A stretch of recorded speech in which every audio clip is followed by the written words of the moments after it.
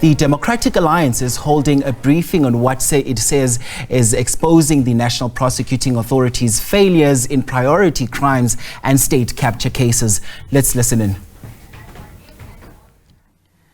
The problem appears to be that the NPA, in the form of the Director of Public Prosecutions of the Free State, applied for the extradition, and not the Minister of Justice, which is the correct route. We have requested the Justice Committee Chair to call the Minister, the Department of Justice and the NPA to be brought before the committee to again explain this problem. But these mistakes keep happening now with monotonous regularity, which leads to a broader failure of the NPA to successfully prosecute large-scale corruption cases. Not a single politically connected person has yet been imprisoned as a result of state capture. There are other examples of other failures. The Transnet corruption case, insufficient evidence presented, and there was an acquittal. New Line Investments, NPA failed to establish a prima facie case, made horrendous procedural errors, which the judge described as a comedy of errors. Zizi Kadwa, the matter is withdrawn by the NPA. The Vrede Dairy Farm case was thrown out of court.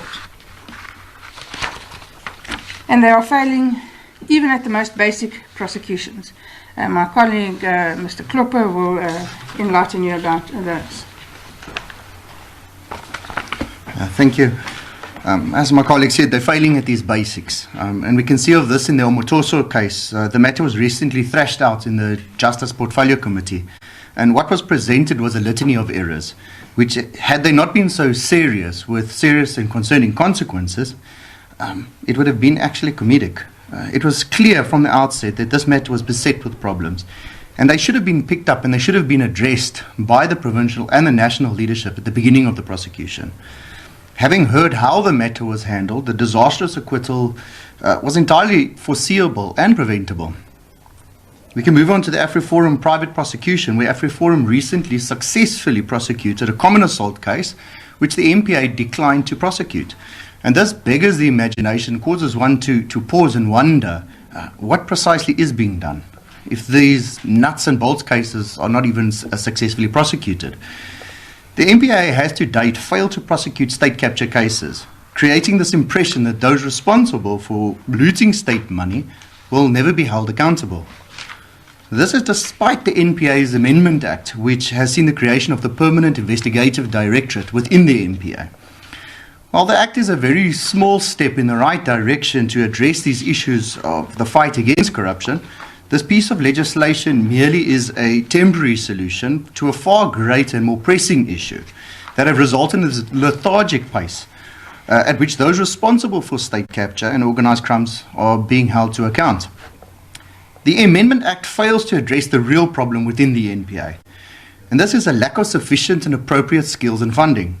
The scorpion which the Act attempts, albeit unsuccessfully, to replicate were effective, as they had this excellent, had access to these excellent and experienced prosecutors and effective investigators.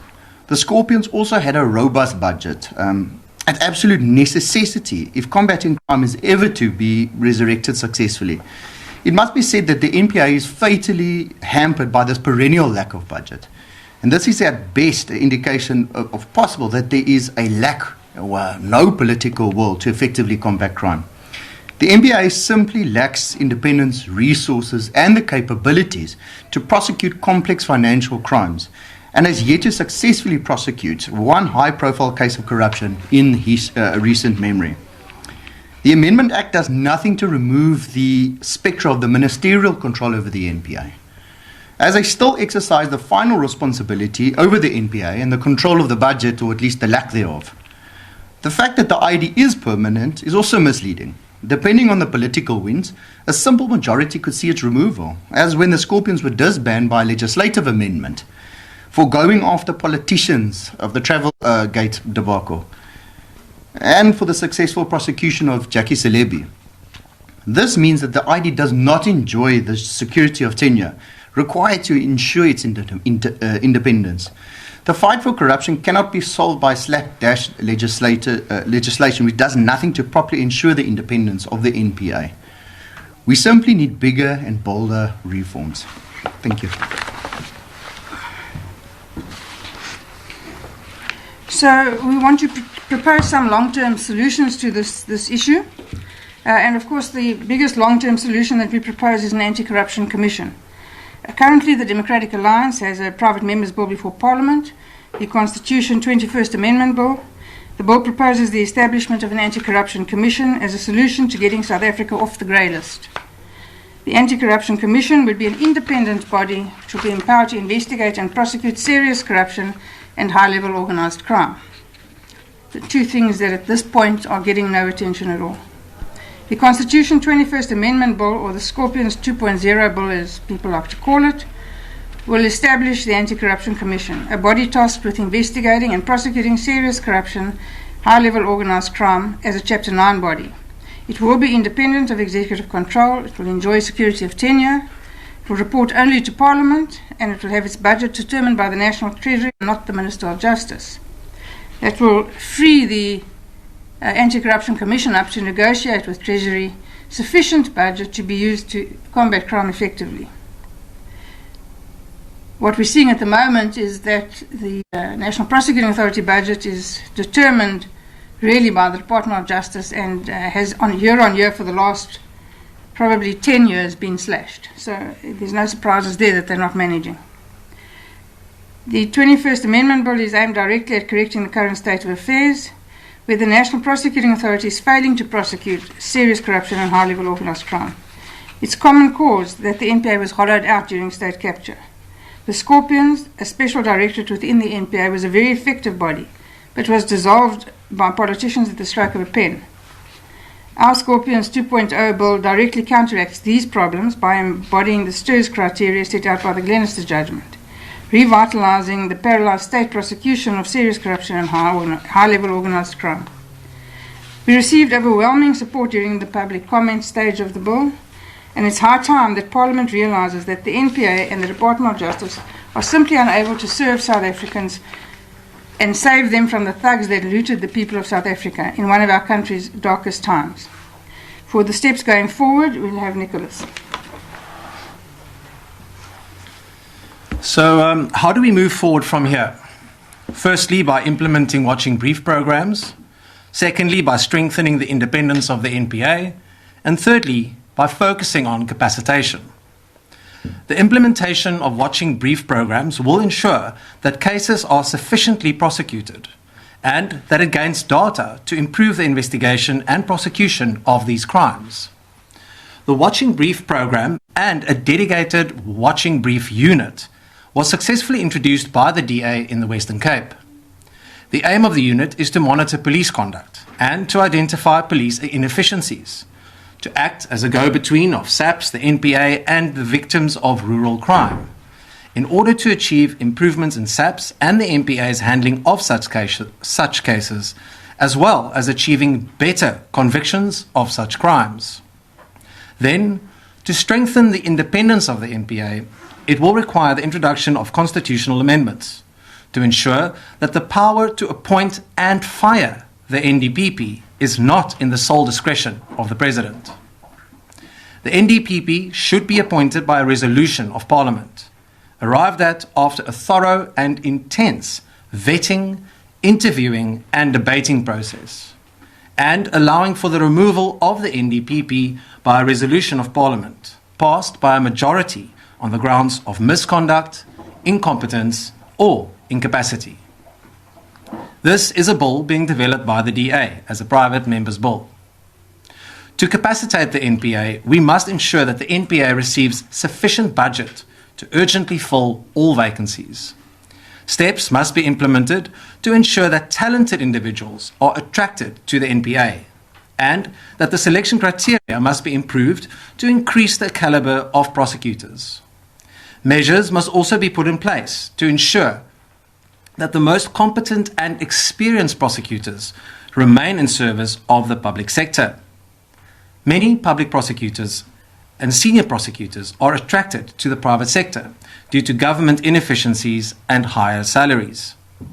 So we propose a performance audit of the NPA by the Auditor General or the Public Service Commission, the establishment of a parliamentary portfolio subcommittee dedicated to ongoing oversight of the NPA's performance, and regular public performance reporting by the NPA, including conviction rates not expressed in percentages, but in real figures, demonstrating the actual position and case turnaround times.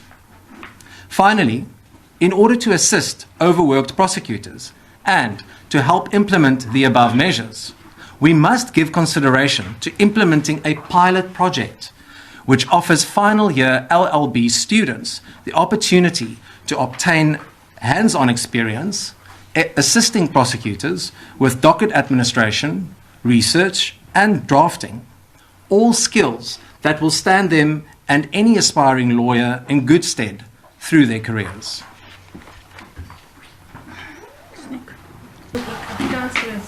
Ja, wat wil jy in Afrikaans sê? In Afrikaans. So that's the Democratic Alliance this morning addressing the media, raising alarm bells over what it describes as a deepening crisis within both the National Prosecuting Authority and the Department of Justice. This follows a string of high-profile cases that have collapsed in court, some due to what the DA is calling gross incompetence, others allegedly due to interference and a systematic failure of prosecutorial leadership.